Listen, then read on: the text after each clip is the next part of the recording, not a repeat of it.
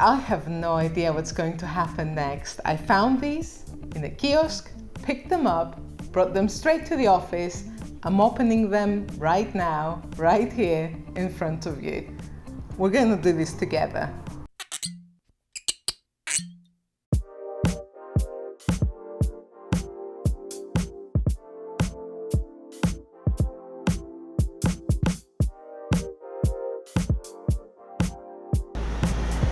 Don't look at my pen.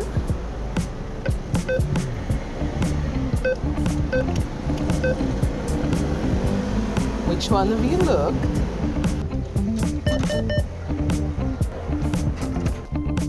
Hey tasters, this is €50. I wouldn't normally spend €50 first thing in the morning on wine.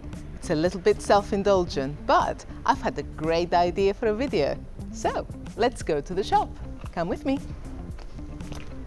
So this area is walking distance from the office where most of WineScribble work happens. Okay, so that is what we call a perittero. It's a kiosk, it's a newsagent, it's a convenience store, and they used to be just little cabins that had wings for shade all around, and that's where the word perittero comes from. Peri, which means all around, tero, which is wing in Greek. As it happens, and this is not really relevant to this video, but hey, best kebab shop in Larnaca, in my humble opinion, and I come here for lunch about 3 times a week. The other day, I came to the perittero, to the kiosk, to buy a newspaper, and I discovered treasure. So, you come with me, and let's see if it's still there. Fingers crossed.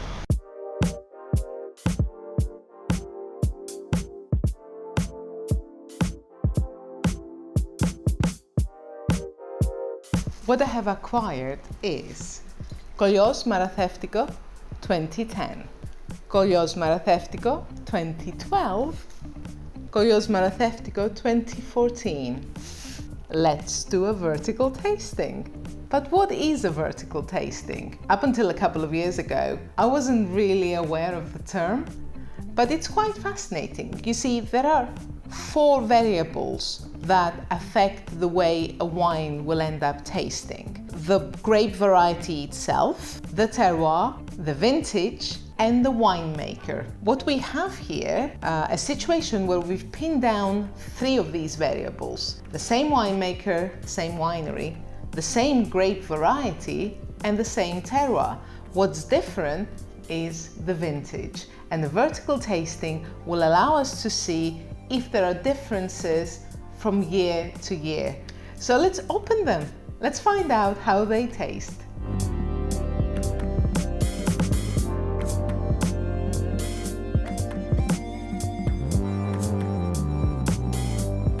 Just off the bat, I can see that the 3 corks are actually quite different in color. The 2010, the one on the right, is a medium color, but the other 2 are surprisingly on 2 opposite ends of the spectrum. So the 2012 is really rather dark and the 2014 quite pale.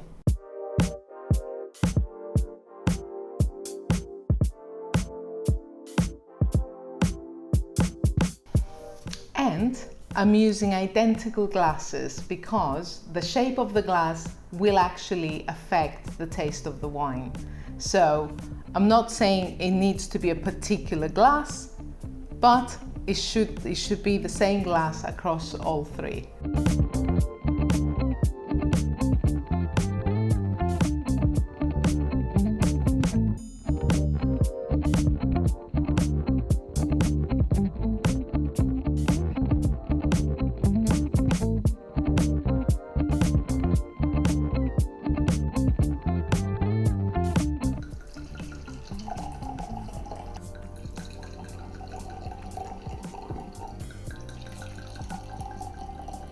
So even though the point of a vertical tasting is not necessarily bottle aging, because to control for that you'd need to have the same vintage and taste it at different points. However, it is very, very clear that the youngest of the Maratheftikos has this rich berry color, and the older the wine is, the more it slips into orange hues as it shreds the tannins and loses color. And that's really quite obvious. I have no idea what's going to happen next, and I am actually equal parts nervous and excited. So let's find out. Let's just taste them and find out. I'll start with the youngest and work my way back.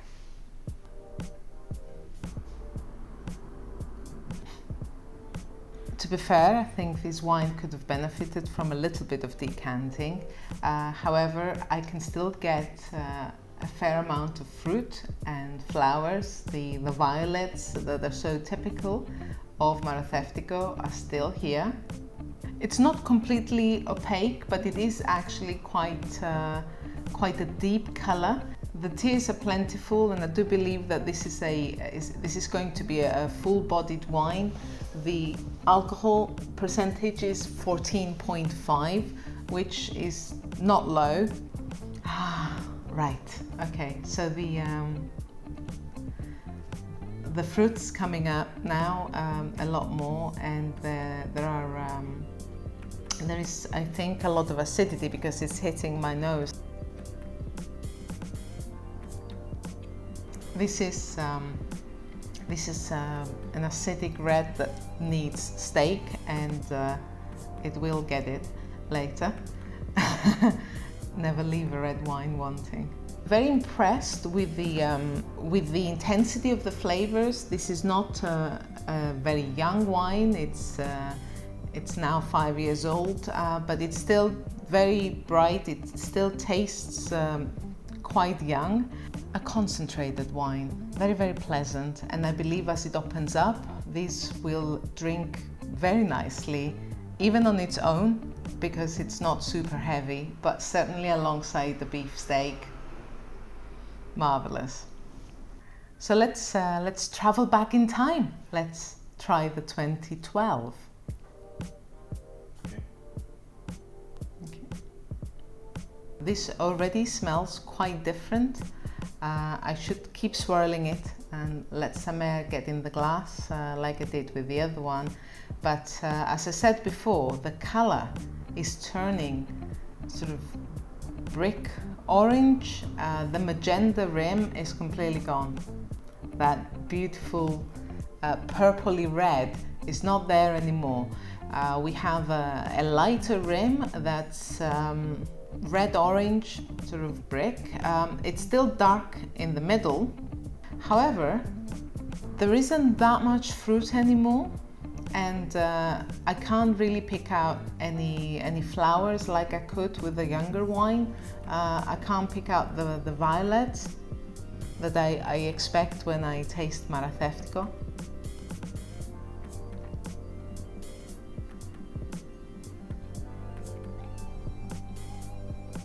Wow, that actually is a lovely surprise, because the flavors have all become integrated, and they're much smoother, much rounder, and I cannot pick out individual fruits or flowers anymore. But what I have is a very smooth, satiny smooth taste of a wine that's actually rather well integrated. I believe 2012 was actually a very good year in Cyprus, and a lot of our red wines had exceptional vintages, and I have to say this is very, very pleasant, and it no longer tastes young like the 2014 that tasted fairly young and vibrant. The tannins and the acidity seem to have sort of both mellowed down, and we have an amalgamated satiny smooth wine. Really quite lovely. It's amazing, but there is no sharp notes of anything standing out. So now let's try the 2010. This wine is now 9 years old. Wow, look at that. Almost all of the wine has turned orange now.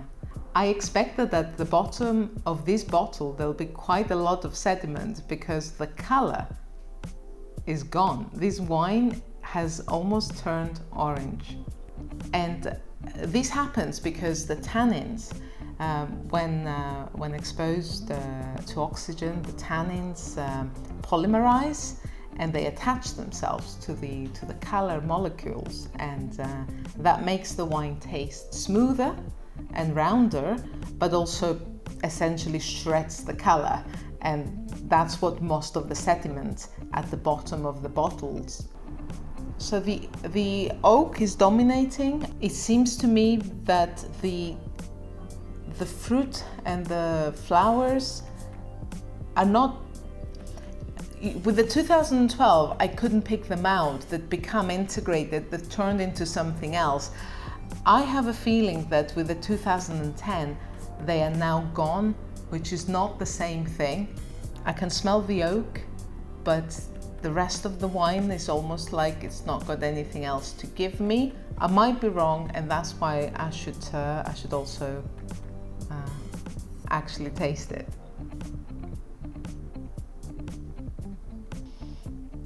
Actually, although you don't have any fruit aromas in the glass at this point, when you actually taste the wine, what's really impressive is the silky texture. It's almost the texture of a sweet wine, even though this is not sweet. It's been smoothed down to such a degree that it is as silky as a dessert wine, even though it's dry, and it falls on the tongue with the kind of weight that you'd expect a dessert wine to have, but actually it's quite a dry wine. It's lost some of its aromas that I think would have made the experience of tasting it more satisfying. However, it is quite interesting what has happened here, and I was wrong. This is not a wine that has nothing to give me. It still has a lot of character. Everything has been smoothed over a little bit too much, almost like a photoshopped picture. But this is still a picture of a beautiful wine. So I would say I would still enjoy tasting this bottle, even though the brightness of youth is entirely gone in this one. So, tasters, I've really enjoyed this experiment. I now have 3 bottles of Maratheftiko, which is not a bad problem to have. This one, I believe, is the most successful of the 3. Now, to me, this was like finding treasure. In fact, it was finding treasure.